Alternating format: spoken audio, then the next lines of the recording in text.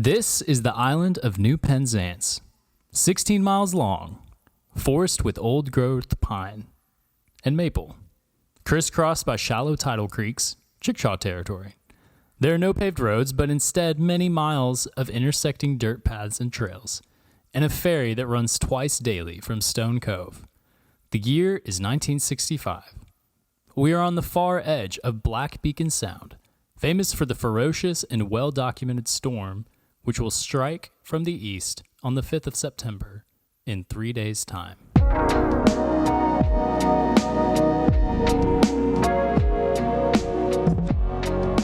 Welcome to Flyover Film Country. I'm Isaac Sims.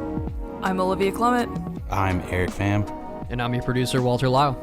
This is a podcast about places oft forgotten by Hollywood. Today we are discussing Wes Anderson's gorgeous and heartfelt coming-of-age tale, Moonrise Kingdom. So let's, before we start, I want to give everyone a couple minutes to share what they've been watching recently. Were y'all able to catch up on anything good over the weekend? Olivia, let's start with you. Yeah, so the Oscar noms came out last week, so I figured I would maybe try to hit some of those movies, and Spencer came out on Netflix, and so I decided I would watch Spencer with Kristen Stewart, and that was good. It was not what I was expecting, but Kristen Stewart gave a really good performance.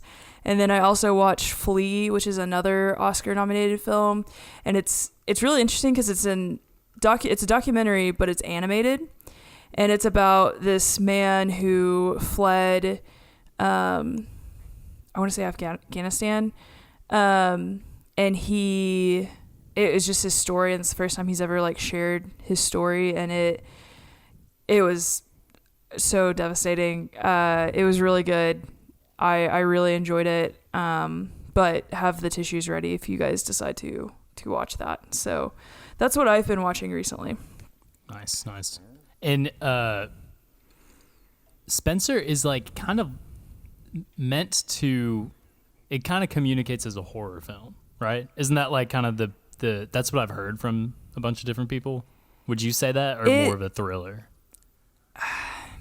I would have never described it as that. I think it's just it really highlights and emphasizes just the mental and emotional state that Princess Diana was in during that point in her life, and man, it's rough. The whole time I was thinking, man, she needs a therapist, but probably more importantly, she needs a friend and needs someone in her corner.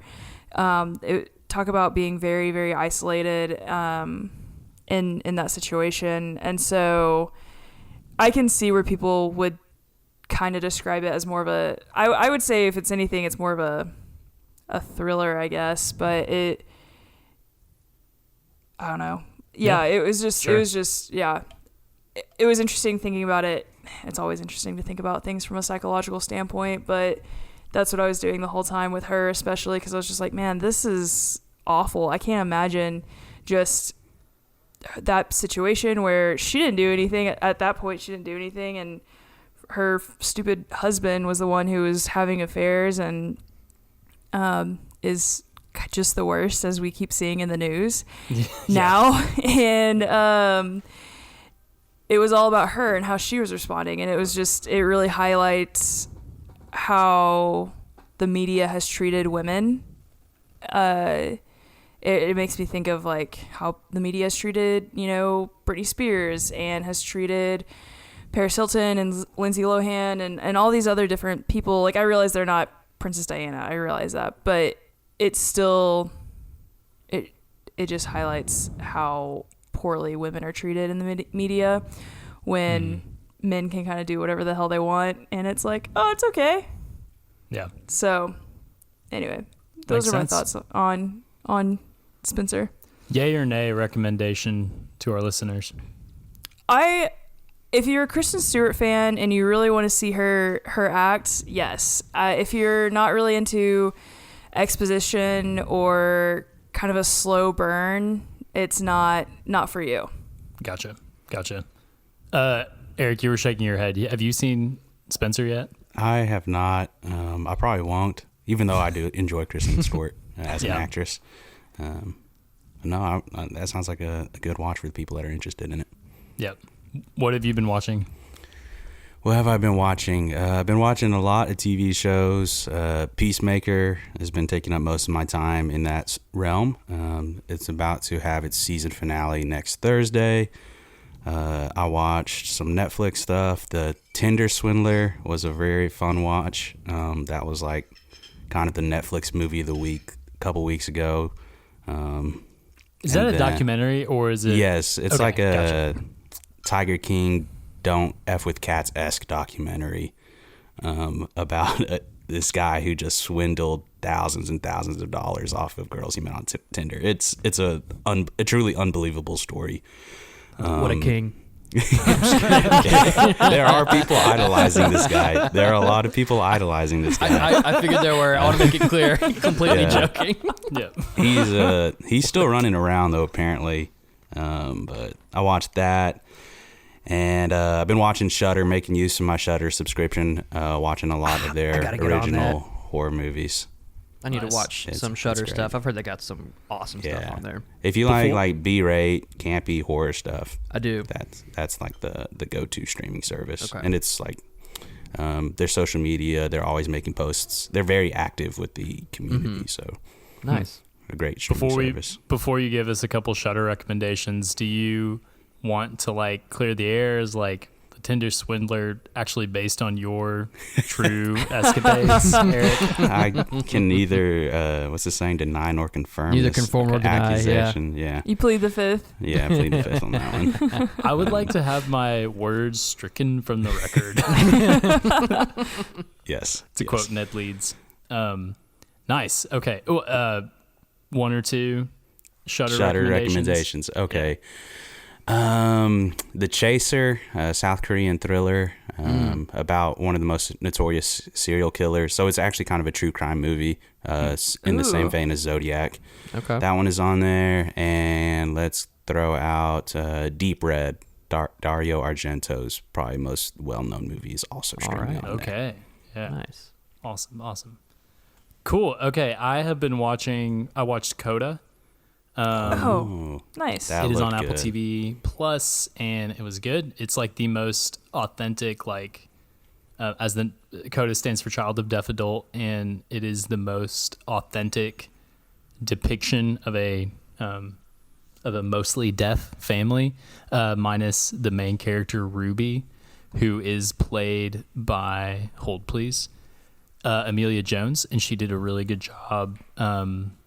It's cool. There's one of my favorite people in, dang it, what is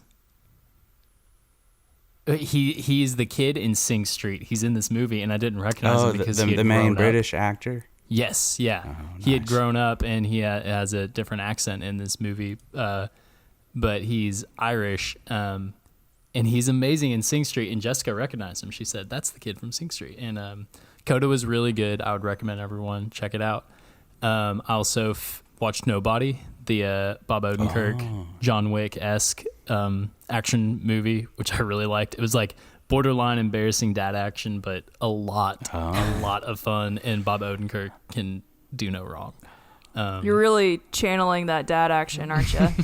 Yep. Me? Yeah, you. Yeah, you're already. I mean, you're the closest one to being a Yeah. dad. Yeah. That's true.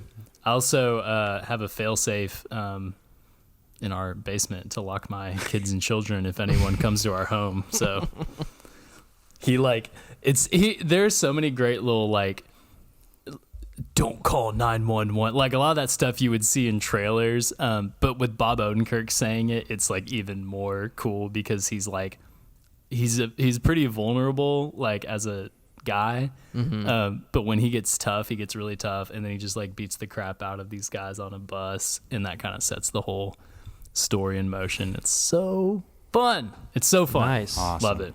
Awesome. Walter, what about you? Yeah, so I think we finished it not this last week, but the weekend before. But we caught up with Ozark on Netflix. Nice. Nice. Yes.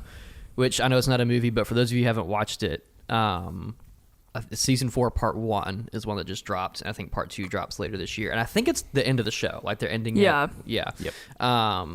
And dude, it's just one of those shows where like as I'm watching it, like I just have like this feeling of like giddiness where I'm like I'm all into this story and this like you know what I mean, like I don't even realize until I'm like halfway through the season I'm like, oh my gosh, this is so good. And just as a video producer, like the cinematography and lighting, I'm in love with it. No, like they've done such a good job of like set building and making you feel like you are actually there with these characters doing these things, and the way the different characters' plots interweave with each other. Like it'll show one scene and then a completely seemingly unrelated scene, and like 3 episodes later those will finally like come together, and it's just I don't know. Jason Bateman, right? That's the yeah. He because I know I knew him mainly as a comedic actor before Ozark, mainly from Arrested Development, and then seeing him as a dramatic actor, like it's flawless, super good. So yeah, season 4 part 1, we finished watching that. Pretty big cliffhanger, so I'm excited to see where that goes. And then we also went to go see Death on the Nile this past weekend. Nice. Which How much champagne did you guys have? enough to fill the Nile. What? I didn't know that like line was so memed on until like right before I saw the movie. I saw this video on Facebook of like the premiere of the movie is a theater full of people watching it. And you could like somebody's filming that particular scene of Gal Gadot, like she's holding the champagne glass, and you hear people going like, oh, and then when she goes to fill the Nile and tosses it, everybody lost their minds. Like it's the same reaction when everybody saw Tobey Maguire on screen for the like in No Way Home, like so funny. But Gal Gadot was honestly probably the weakest actor in that movie. I mean, she was next to Armie Hammer with even all his personal issues, was still a pretty dynamic presence on screen, as was what's her name? Black Panther. Letitia Wright. Letitia Wright. She was fantastic, and there were several other actors that I didn't really know that well before this movie that just had such good performances. Russell Brand was in it. He was very, very good dramatic role. And then there's one other. Oh, Kenneth Branagh as the main detective. His French accent was a little too like Steve Martin Pink Panther for me. Like it sounded a little bit like he was making fun of French people. With you. But still a very charming performance by Kenneth Branagh. Like Didn't he direct it? Yeah, and produced it. Okay. So yeah, it's basically like the Kenneth Branagh show. But he did a very good job. It wasn't like a contender for movie of the year or anything. But it was a really fun murder mystery with a cool setting, great cinematography and lighting, which I'm a sucker for. So yeah, that's it. Nice. Yeah. Nice. Let's jump into. We'll come back with our housekeeping after we discuss. Actually, wait. No, I missed that we were going to talk about a couple of things. What's happening in Hollywood? Couple things. These are more kind of big announcements. The second one is big for me, and I'll explain why. Drive My Car, anticipated by all of us, is coming to HBO Max on March 2nd. And we were discussing before we recorded this podcast how busy the month of March is for us schedule-wise, because I think we were recording 3 episodes and 1 flyover after dark commentary.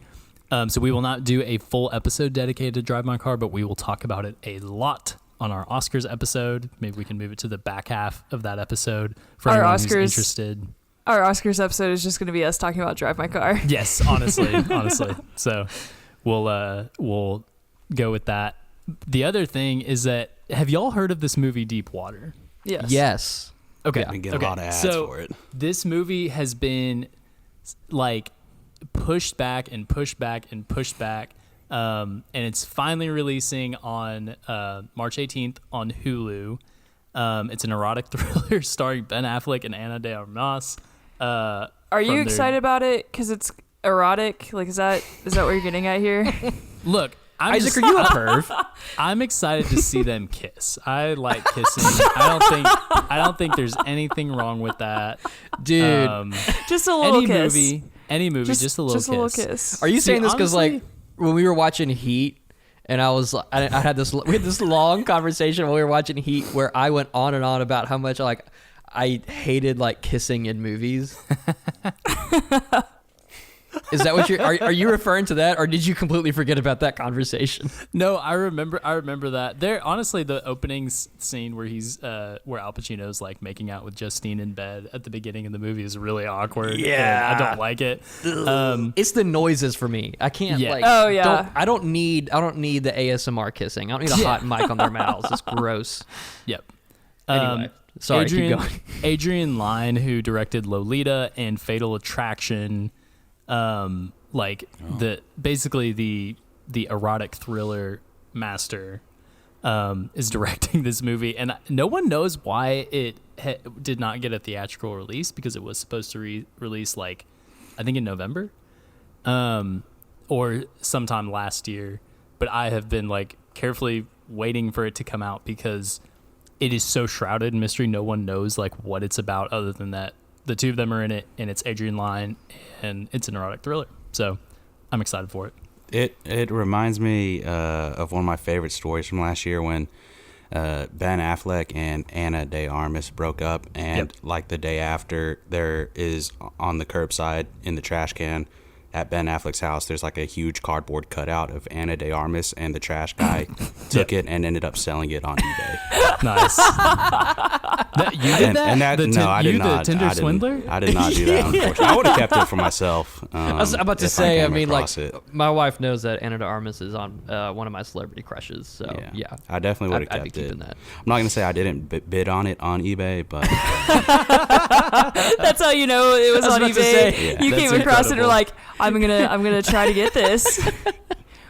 Do you think Ben Affleck was like, hey, I don't want this to be released theatrically because I'm now with the love of my life, Jennifer Lopez, because I want it to work, and I don't want people to see this maybe. Sure. because I'm with my ex. I want nothing but the best for either of them, but more importantly, I want to see them kiss in deep water. So Let's not get it twisted, y'all. The real reason I want to The real see this reason. movie. What are you, a 12-year-old boy? I like kissing, and I like watching kissing in movies. This is 100% What can I because you say? were homeschooled. This is This 100% absolutely- because you're It's homeschooled. because I'm a normal, person. Well-adjusted Normal adult. guy. Yeah. If I was Jason Bateman in Ozark, I'd be like, I'm just a normal guy. That was really good, actually. That was pretty spot on. I love was. Jason Bateman. So He's good. awesome.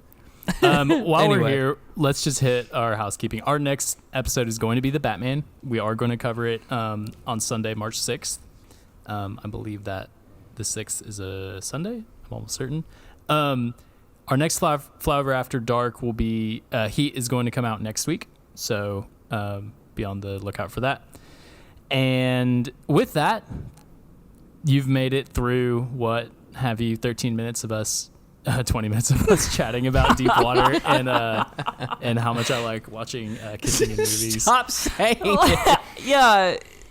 Isaac, do I need to refer you to a therapist? I'm sure I could figure out someone I think you y'all could talk to y'all about are that. focusing on me and my problems, and Eric stole thousands of dollars from women on Tinder, and we're just glossing over And that. try to get a So, cardboard cutout of Ana de Armas. So You could have we are bought focusing it, on the honestly. wrong one. You just chose to fund your Criterion collection. That's right. I gotta watch where my money is going. He has the Let- cutout. It's just in the corner where we can't see it. Yes. Yeah. he's right out of frame. He's trying to hide like he actually is the Tinder swindler. Let's talk Moonrise Kingdom. Yeah. I don't know how to kick this off other than this movie is way better than even the first time I saw it in theaters upon rewatch last night. This is Wes Anderson's 7th film. It was released in 2012, and the film that preceded it was Fantastic Mr. Fox. And as such, I saw a lot of similarities with it and Fantastic Mr. Fox. It has a great cast. The child actors that we'll talk about in a second, who really make this movie what it is. The casting process for those two roles, and the ensemble of Sam's Boy Scout troop took 8 months. They spent a long time and interviewed and cast a lot. Did casting calls for a lot of child actors. It was filmed in Rhode Island, and it's the first time Frances McDormand, Bruce Willis, Ed Norton, and Tilda Swinton worked with Wes Anderson, and it was nominated for Best Original Screenplay. I don't believe it won. So let's just kick it off there. What was your first experience with this movie? And I'm going to start with Eric on this one. Okay, so this one I saw back in high school on Blu-ray. I remember going to the local Hastings, and I was just browsing around movies, and I saw this one because I picked it up because it had a cool movie title, and I had looked at the cast. I was like, oh, I know a lot of these actors, specifically Edward Norton and Bruce Willis. So I went out on a whim and bought it, and it was the first Wes Anderson movie that I bought or watched as well, and it was definitely one of my favorite ones. I hadn't watched it in a very long time until Monday, and I still enjoy it a lot. I watched it on Criterion with the audio commentary afterwards as well. It was like they didn't really even commentate on the movie. It was more like a long form interview of I forget the child actor's name, who plays Lionel, one of Susie's brothers, Wes Anderson, and let's see, Peter Becker, the director of Criterion. They ended up calling a bunch of the cast members and basically asked them a bunch of questions about the movie, and they played it over. They used it as like commentary track over the movie, and it was pretty cool listening to that. Nice. It was funny because funny because they had called, the first person they called was Edward Norton, and it went to voicemail, and it started the voicemail started reading off Edward Norton's home phone number, and they're like, oh, we better edit that out. That's funny. Jake Ryan played Lionel, by the way. Jake Ryan, exactly. That's exactly. Jake Ryan was also in 8th grade as the kid. That's where I recognized him. Yeah. I was like, I've seen this kid in something. I couldn't figure out how I knew him, and then I saw his name at on the credits, and I was like, oh, Jake Ryan. Yep. And so yeah. Can y'all believe that is Lucas Hedges too? Oh my gosh, I was going to talk about Lucas Hedges. He looks so little. Little. Yeah. Well, that came out in 2012, and he's the same age as my brother, so how old was I in 2012? So he's 25 right now, and you're... So he was 15. He's 2 years younger than us, but it's one of those, like I remember seeing it in, we were juniors. I saw it in theaters when it came out, and I was like, man, everyone in this movie is, really little. And I wasn't that much older than them, but I was 17 as opposed to 15, and how much your body can change between those 2 years, right? Because he Lucas Hedges is baby face. Same with Jared Gilman, who plays Sam. I was like, man, these kids are really little. Yeah. No, and Lucas Hedges, for those of you who don't know who he is in Lady Bird, Three Billboards Outside Ebbing, Missouri, Boy Erased, Mid-90s, Honey Boy, Waves. He's in the Grand Budapest Manchester by the Sea Hotel, Manchester by the Sea. He's in a lot of things. I think he was nominated for his performance in Manchester by the Sea as well for supporting actor. So he's very good if you haven't seen him in anything yet. So, yep. Eric, throughout, you need to just pepper us with all the different things you learned from that. I definitely will. They interviewed most of the cast and the writer Roman Coppola, son of Francis Ford Coppola. And I will end my kind of thought on the movie. This is my second favorite camping movie next to Wild Hogs. Nice. Wild Hogs. Not the camping movie I was expecting. But they're both very similar. They are. Just talking about their feelings, Yes. riding motorcycles. There's a motorcycle in this movie. Yeah. Exactly. It's a bunch of guys being dudes, Just What's better than this? Just a bunch of dudes being guys. Like I said, I saw this movie. I believe I saw this movie with Jared Wells and Olivia Wells, his sister. And I think I may have seen this with Calvin Rosenbaum. I need to see if that's true. This movie is awesome. I love it. This movie was subject to, I hadn't seen it since theaters before rewatching it last night. Wait. Do I not get to tell my experience watching this movie? I was going to get you.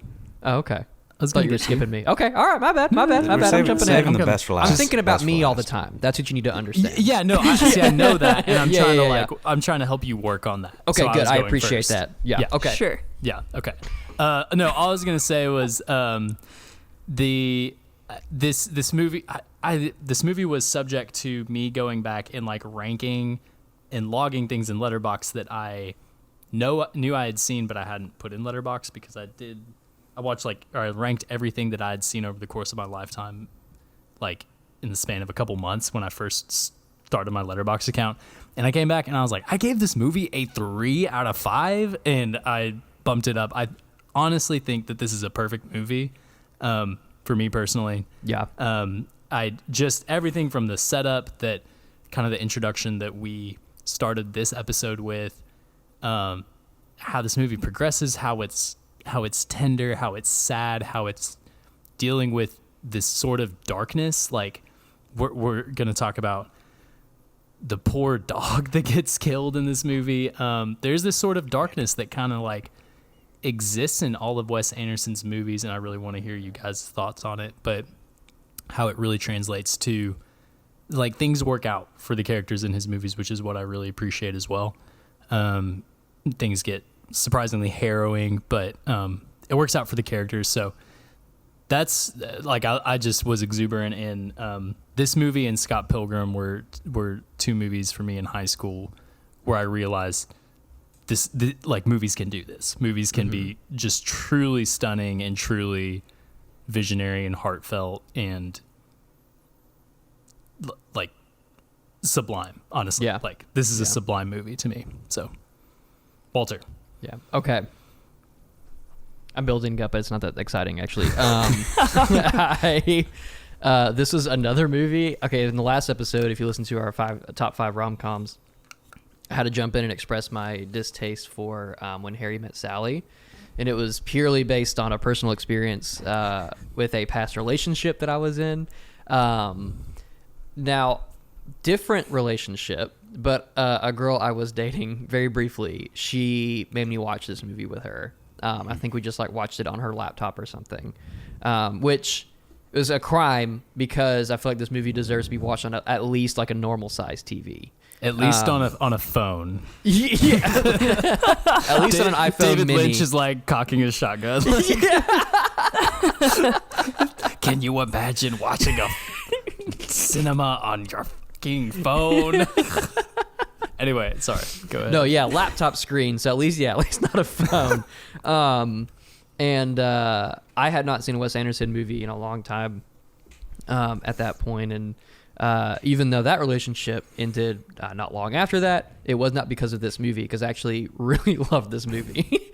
Like, it was one of the few good things I got out of that whole thing. So, yes, a very cute movie. I think cute and charming are the 2 words that come to mind when I think of this, because it's so, like it does deal with some darker themes like that, but overall, and this is very much informed with Wes Anderson, like overall, it's a happy movie, or at least like, I don't know, maybe happy's not the right word. I don't know. You know what I mean? Like I think charming is just the best way to describe it. Yeah. I think this one is probably my second favorite Wes Anderson movie, because I don't think he's ever going to top Fantastic Mr. Fox. Mm-hmm. So, yeah. Olivia. So I love that you guys brought up watching it on like how it should be watched. My very first experience watching this movie was crammed in the backseat of my dad's truck as we are driving to Colorado from Oklahoma for a family vacation. And I have downloaded it from Netflix, and I'm watching it on my iPhone 8 Plus. Hell With yeah, like, there you with go. like headphones. There we go. With like headphones. The only way that could have been any better is if the headphones were like kind of broken and you had to like hold them a certain way, you know, to make sure you actually hear it. Yep. So that was my first experience, and that was 2018, I think. Mm-hmm. And then I rewatched it today, and because I was at work, and then I ended up going to my parents' house after work because my last session canceled. So I was like, well, I'm going to go do that.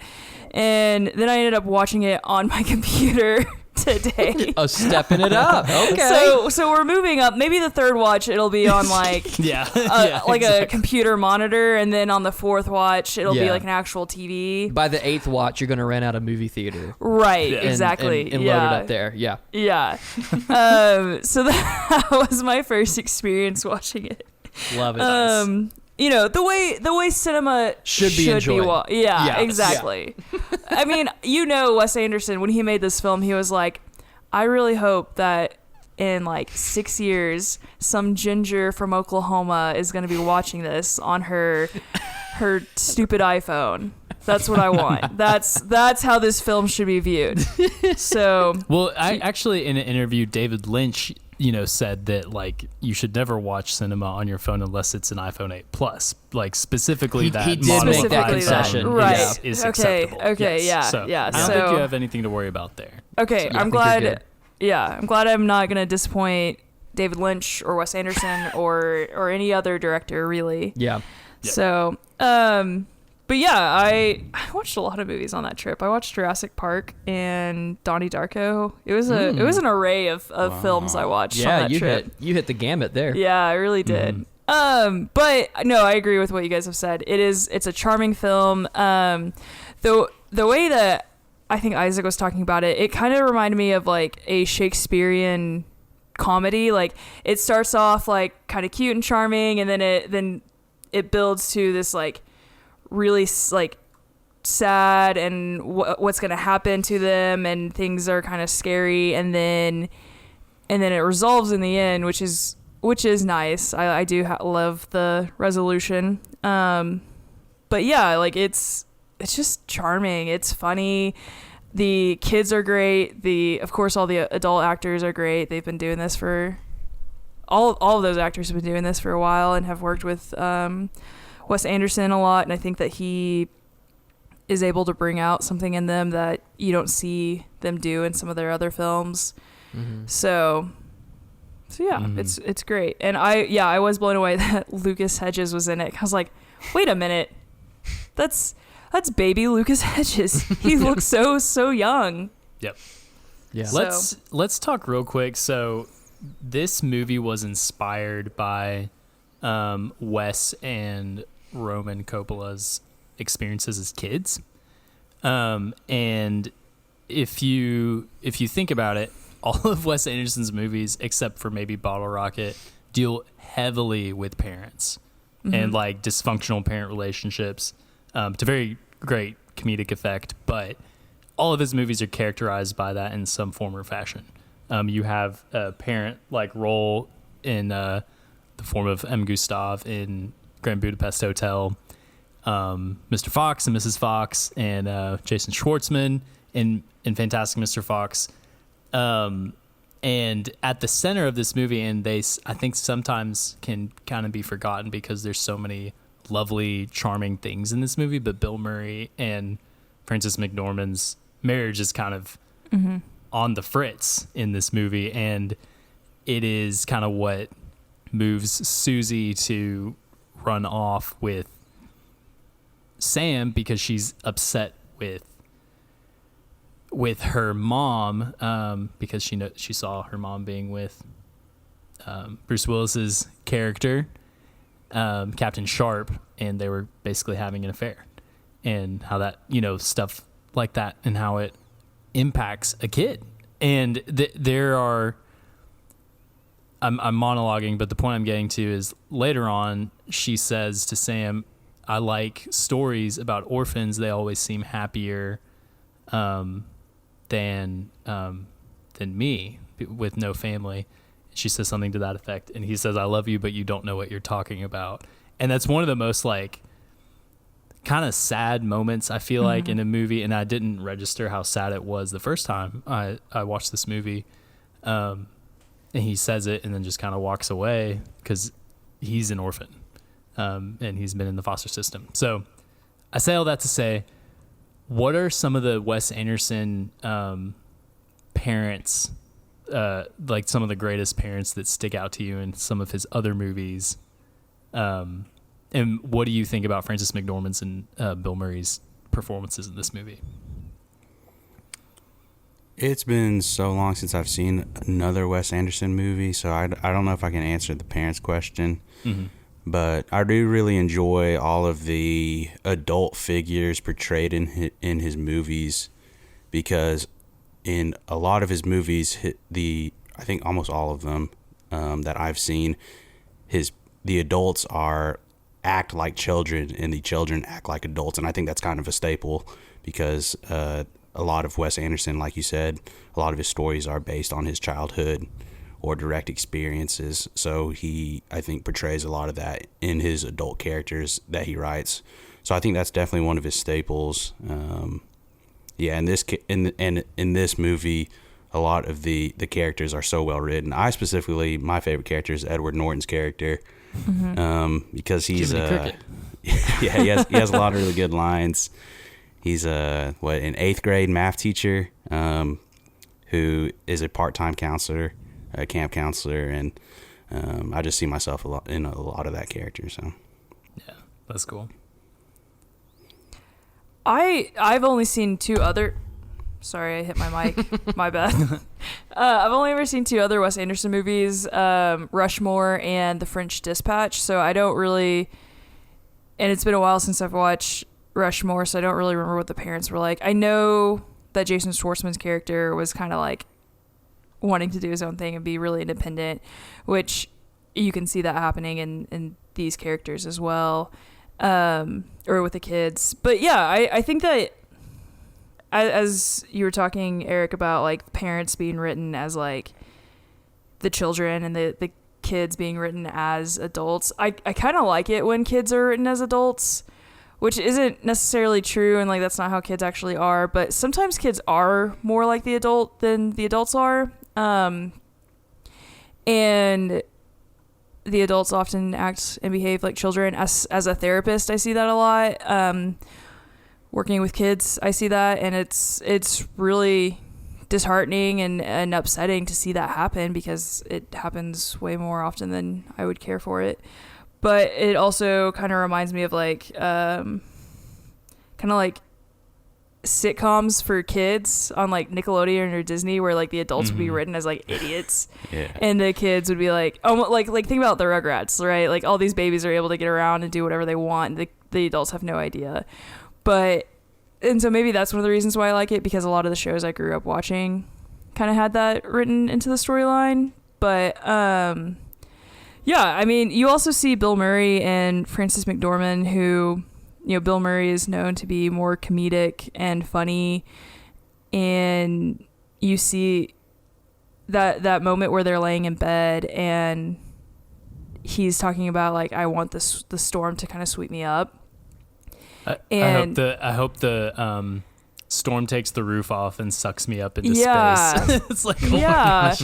Yeah, it's like, man, that's a cry for help if I've ever heard one. And Frances McDormand is like, well, you know, stop feeling sorry for yourself. Stop feeling sorry for yourself. Also is talking about like, what about the kids? They're all that we have. And he goes, and that's not enough. And that was heartbreaking, because I mean, I'm not a parent, and I can't imagine that feeling of like, I am not enough as a parent for my kids. And this relationship is like, they know their relationship has an effect on their kids, and it's all unsaid, but it's clear that they know. So I don't know. I thought that moment was especially like powerful. So those are my thoughts on that. Walter, do you have thoughts? Nope. Isaac, what are your thoughts? Swinging to the Royal Tenenbaums real quick. I kind of go back and forth between whether I think Royal Tenenbaums or Grand Budapest Hotel is his best movie, and the Royal Tenenbaums has an incredible cast, and probably the best line in the movie is when Gene Hackman tells his grandson, Ben Stiller plays his son Chassis Tenenbaum. Gene Hackman tells his grandson, whose mom had died just like a couple weeks before, I'm sorry for your loss. Your mother was a terribly attractive woman.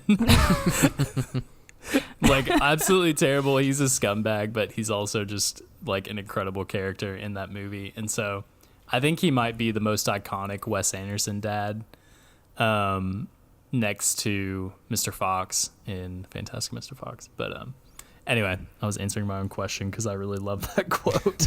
It's really funny. But yeah, I think that another thing I think about in terms of like the parents of Moonrise Kingdom is after Susie comes home and the first time, and Bill Murray comes downstairs, and the three boys are kind of sitting in the floor or on the floor doing something, and he goes into the closet, comes out with an axe, and he's shirtless with his pot belly, and he's holding a bottle of wine, and he says, "If you need me, I'll be outside. I'm going to chop a tree down." And they just look at him. They're like, "Okay." And he like goes outside and gets like halfway through cutting a tree down. It's an underrated Bill Murray moment in cinema. So yes, absolutely. Yeah, I agree. That's just, I feel like that was just Bill Murray being Bill Murray. Yep, exactly. Funny Bill Murray bit on the commentary track. I think at the time of the recording, Bill Murray had been in all of Wes Anderson's movies besides Bottle Rocket. Mm-hmm. And Wes Anderson apparently has sent Bill hundreds of recording or tapes of Bottle Rocket to try to get him to watch it. And for some reason, Bill Murray has just refused to watch Bottle Rocket. And I just found that very amusing of Bill Murray. The only movie that he's not in Wes Anderson is the one that he refuses to watch. Can you imagine being Wes Anderson? I always think that Wes Anderson's like super young, but he was born in 1969, so he's like just a little bit younger than like my dad. So he's a lot older than you would expect, as I think he looks pretty young. He looks like a character straight out of his own movie. He really does. He really does. Have you guys seen the meme where it's like if you put Wes Anderson in between any two actors from any of his movies, he looks like a perfect like combination of those actors. Every time I see it, I'm like, that is 100% accurate, especially with Tilda Swinton. Yep. Yeah. The picture of them at, I think it was at Cannes Film Festival with Chalamet, Bill Murray, and Tilda Swinton in 4 very different outfits, all standing next to each other. Very iconic. I was looking up that image, but yeah, he's I was just gonna say, like, can you imagine having someone like Bill, like him and Bill Murray have to be super tight, and him to view Bill Murray as like his pseudo dad, especially if he grew up watching movies like Ghostbusters, like, and then he'd be able to have him in all his movies. It's pretty incredible when you think about it. Mm-hmm. But so something I noted at the beginning of this movie is like, Eric, you ranked this as one of your number 2 camping movie behind Wild Hogs. Naturally, of course. Naturally, understandable. We all knew that was going to be the case. But this Eric talks about Wild Hogs all the time. Yeah. But this movie's also set in the summer. It was released in the summer. I saw it in the summertime of 2012, and top like 5 summer movie. Just from the after the narrator kind of sets the scene of like the island of New Penzance, and you get geographically acquainted with the island, which I think so few movies do. I'm very like conscious of this because it's what I do for a living. I'm looking at maps all day, and you get an idea of like what this geography is like on this island. You get to see maps a couple times, but then afterwards, there's this incredible classical music that Lionel and the other two boys are listening to when you get introduced to Susie. There's a summer rain, and it's so peaceful. You feel so like, I would love to be there on that summer day, and I love how he communicates that, where you feel kind of safe and happy at the moment, but then things quickly come to light of like what is wrong in like these characters' lives, and the conflict and the story gets set into motion. So that's something that I really loved about it. It's really beautiful, symmetrical, and structured, and then everything gets serious, but it's always like absurd. So that's something I really love about this movie. Yeah. Well, go ahead, Eric. My bad. No. Go ahead, Olivia. You got it. I was just gonna say, like, that's just very Wes Anderson to have. One, all of his colors are pretty, or like all of his movies have like bright colors typically. I mean, Rushmore didn't seem to have quite as many bright colors as what the rest of them have had, but it's always like we've talked a lot about, Marvel movies and how they're all very like kind of washed out. These are not washed out movies. Mm-hmm. Now this movie had more of kind of like a yellow tint to it, but I think that was just to communicate like it's the summer. Mm-hmm. And I love the way that he like shoots all of his scenes, right? Like it's all, like you said, Isaac, it's very symmetrical, everything. I love the way he like moves the camera. It's just, I just love him as a director for the way he shoots his films. And I remember a lot of people were kind of bashing The French Dispatch when it came out because it wasn't quite what I think people were expecting. But even still, it's something different. It was something different than what we were getting with everything else. And it was shot in a way that is very true to Wes Anderson and still just original. And again, even though like part of the movie is in black and white, it was still very like colorful. Mm-hmm. So that's what I was just going to go on that little rant. Yeah. So, I mean, just on the note of just filmmaking, I think that even if people, either if they have never seen a Wes Anderson movie or they don't like Wes Anderson or whatever, mm-hmm. He's still like, his style is so recognizable, probably one of the most recognizable of like any director. Yeah. Like I think there's a whole like there are Facebook groups and other, like I think there's an Instagram account and stuff that are just titled accidentally Wes Anderson. They just like reshare like pictures or videos of people who like, and then I'm like, hey, this looks like this could be in a Wes Anderson thing. Like it's so recognizable for all the reasons that you said, like the color, the symmetry, stuff like that. So like, yeah, even if you don't like it or if you have never seen a Wes Anderson movie, you know what his style is, you know, like, and I think that's so, like at work, I work as a video producer at a marketing firm, and we had a client come to us to make a video for them, and my boss, the video director, was like, when he was telling us like what style we want to go for this particular one, he was like I'm thinking kind of Wes Anderson style, and we all immediately knew, even the client, we're like, yep, we know what that is. Like it's just like, it's so like, and whether or not you like it, super recognizable. And I think that speaks to just the influence he's had upon filmmaking for sure. Mm-hmm. Yep. It's extremely unique. Did y'all know that he was going to be an architect?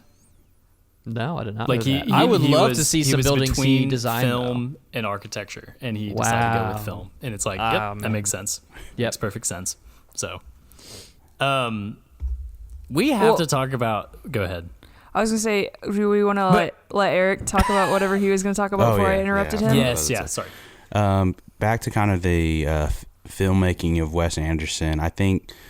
I don't know. I haven't seen his last two movies, so I don't know if he's filmmaking aspect of him has changed. But this was shot with a 16 millimeter film camera, because a lot of the scenes that you see in the movie, they're in very tight corridors. Mm-hmm. Everyone is packed together into one frame, so they had to use a 16 millimeter camera because it's a lot smaller than the 35 millimeter one. And I think this was back in 2012, where digital wasn't as big of a thing in filming as it is today.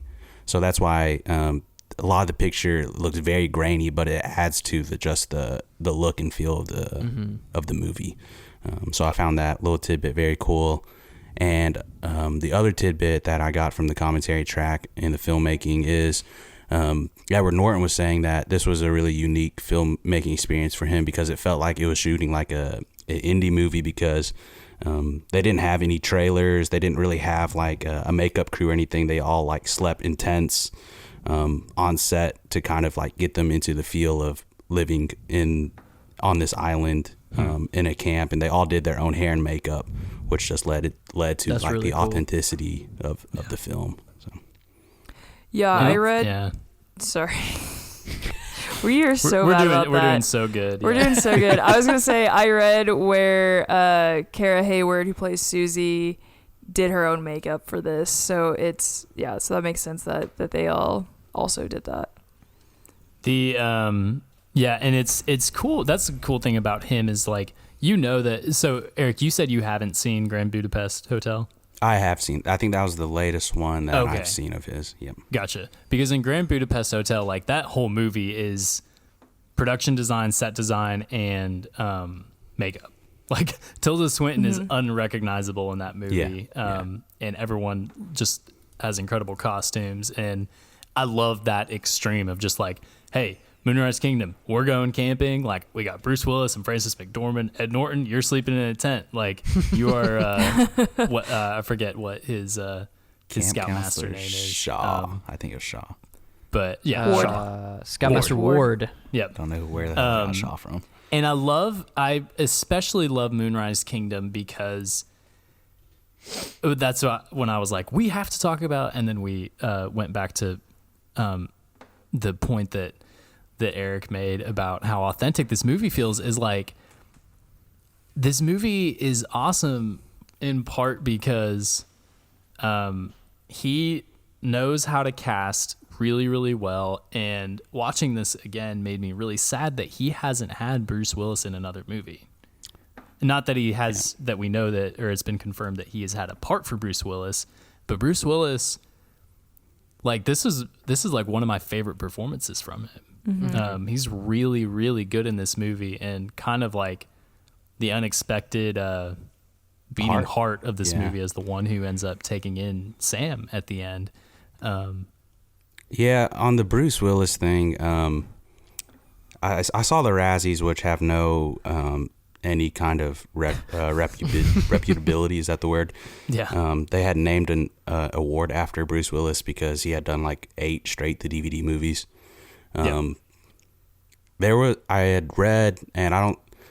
This was just like rumors, but I think he was battling like early stage dementia, and that's why he does a lot of those types of movies now, is because he has trouble remembering lines, and he spends a lot of his time now, reportedly, I think with Demi Moore and his children, which is why he doesn't do a lot of these other movies that are harder to film.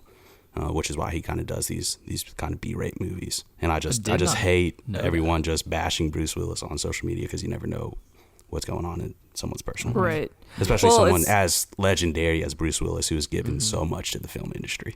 Yeah. Yeah. Well, I mean, it's like when Chadwick Boseman, like, he lost a bunch of weight and people were like, oh, what's wrong with him? Look how skinny he is. He needs to eat. And it's like, oh, he died of cancer that no one publicly knew about.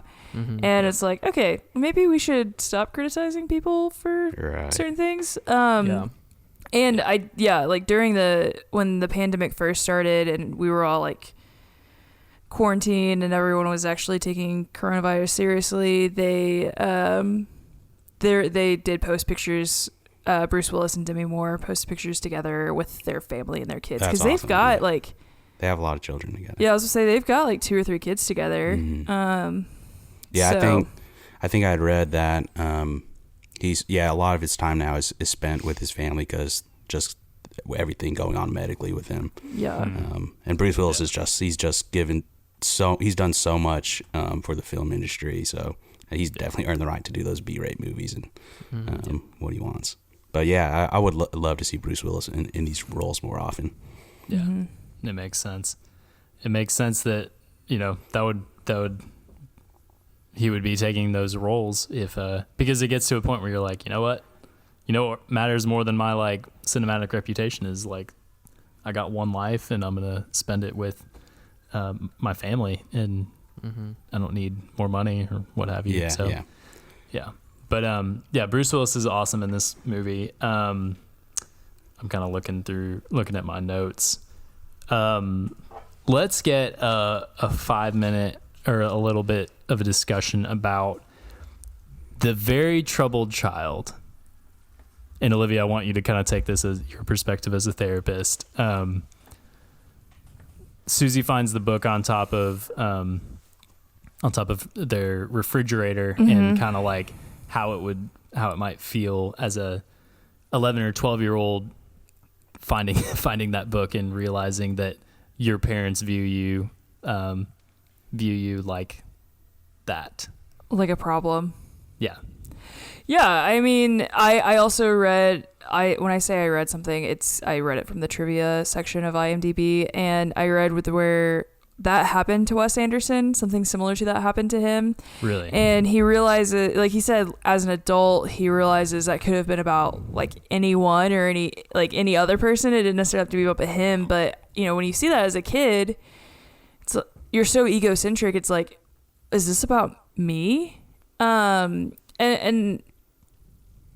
if you're, how old are they? 12, 11, yes. 12? Mm-hmm. Yeah.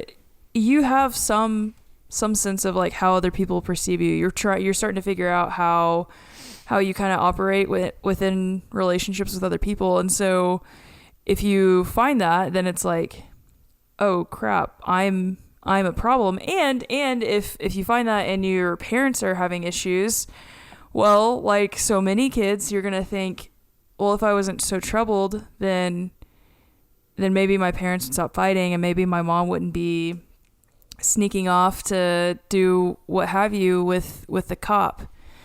And that happens so often. I mean, I don't know how many times I sit across from a client who's like, even a fully grown adult will be like, yeah, I thought that, my parents got divorced because I was sad all the time, or because I was anxious or whatever.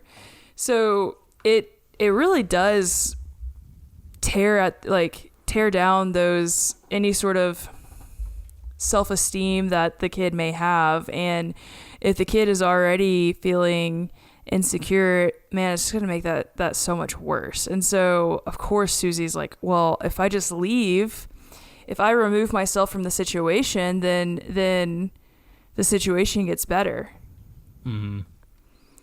I think there's this sort of dynamic too, and I felt this in terms of being like a very introverted child, of like removing myself from situations, or like doing things by myself, like reading or like playing in my room by myself when I was younger. Felt peaceful, but it wasn't actually peaceful. It just wasn't with people.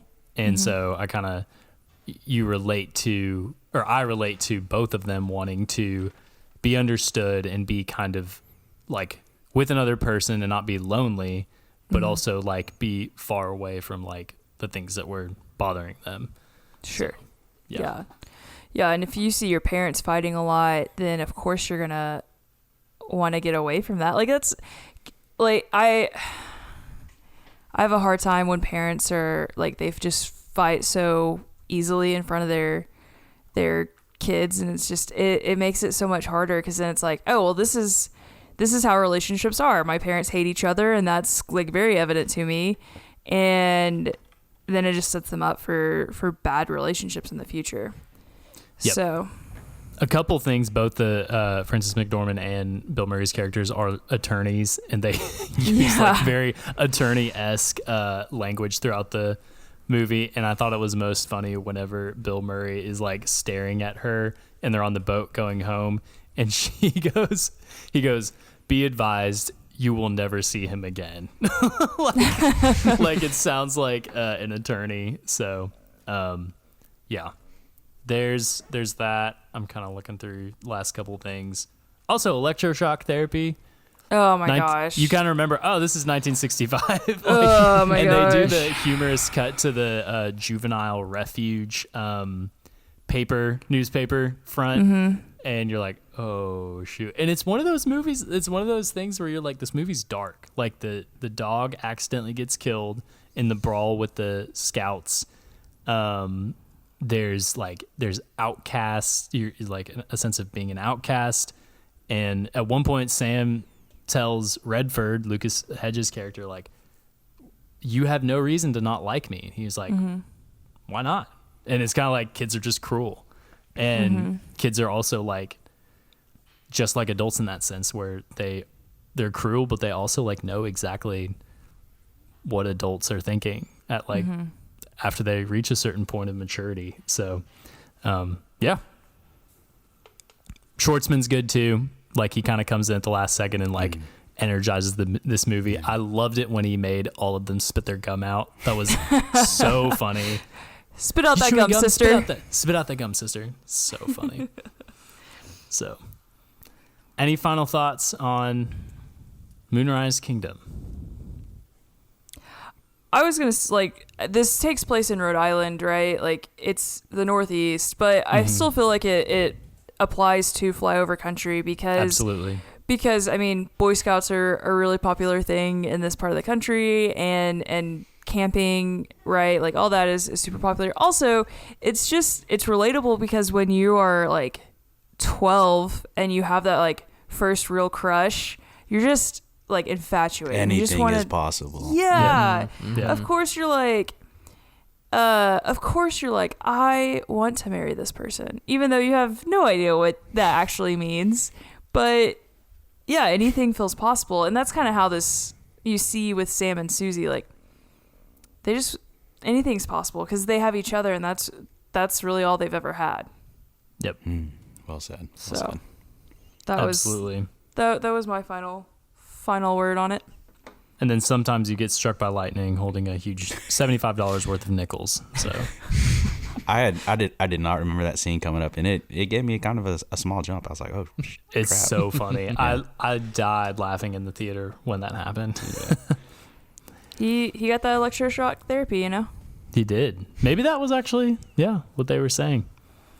Uh-huh. But guys, thanks for logging on, talking about Moonrise Kingdom. Our next episode is going to be The Batman. It's coming out on March 6th. Get ready for that. Very excited. Walter, Olivia, Eric, final thoughts? No. I greatly enjoyed revisiting this movie. Thanks for recommending it, Isaac. I enjoyed it talking about it with the three of y'all. It's streaming on HBO Max. Yes. Oh, yeah. I don't think we ever said that. It's as of the time of this release, it is on HBO Max. So if you don't own it or don't have access to it, that's a good place to watch it. Please watch it. It's great. It's so good. Yeah. Only like 90 minutes long. Yeah, yes. I was about to say it's not super Yep. long, and Awesome. you can. I think if you haven't seen any other Wes Anderson movies, it should hopefully inspire you to watch more of them. I haven't watched all of them, but I will say that out of the ones that I've seen, Fantastic Mr. Fox is still my personal favorite. Yep. But they're all charming. Bill Murray's in like all of them, so if you like Bill Murray, like you'll like a Wes Anderson movie. So, yeah. Real quick plug: you can Google on YouTube "Fantastic Mr. Fox" George Clooney behind the scenes, and him and Wes Anderson, and I'm trying to remember the name of the guy who plays Kylie in Fantastic Mr. Fox, but you get behind the scenes like where they're riding the motorcycle. They're at George Clooney's ranch and they're on a four-wheeler and they're acting like they're riding it, reading their lines, and it is so funny. Like the scene where they're coming back from the farm and he's like, we gotta get some paper mache and act like we just stole this picked this up at the butcher shop. Woohoo! And he's like running around in circles reading his lines, and they're following him with the boom mic. And it's like the greatest thing. And then him eating the French toast at breakfast, like, rah, rah, rah, like It's so good. You get to see George Clooney doing that, and it is like pure magic. It is pure magic. So go YouTube that. Go watch. We're past it, but Kylie was played by Wallace Wolodarski. Yes. Yeah. I'm trying to do my producer job over here. Thank you. Yep. And thank you, Walter, for producing this episode. Walter Lyle, Oh, yeah. our producer, produced this episode. Our music is by Cord and Jocks. Our artwork is by Macy Lummis. Go check them out on social media. We will see you in a couple weeks for the Batman, and peace out, Girl Scouts. Let's do a goodbye. Let's do Boy Scout. do a goodbye on 3. Here we go. 1, 2, 3. Goodbye. Goodbye. Wow, y'all suck at That that. was All right. awful. I didn't know if you were We'll saying work on bye, it. goodbye. Dude, But now we it's get to every do a time. fade out, and you can just fade out whatever we're saying. Fade out to the sunset. Eric's like, I'm just gonna shut up because I'm a teenage school. So Eric knows when to stay up. Tilda Swinton.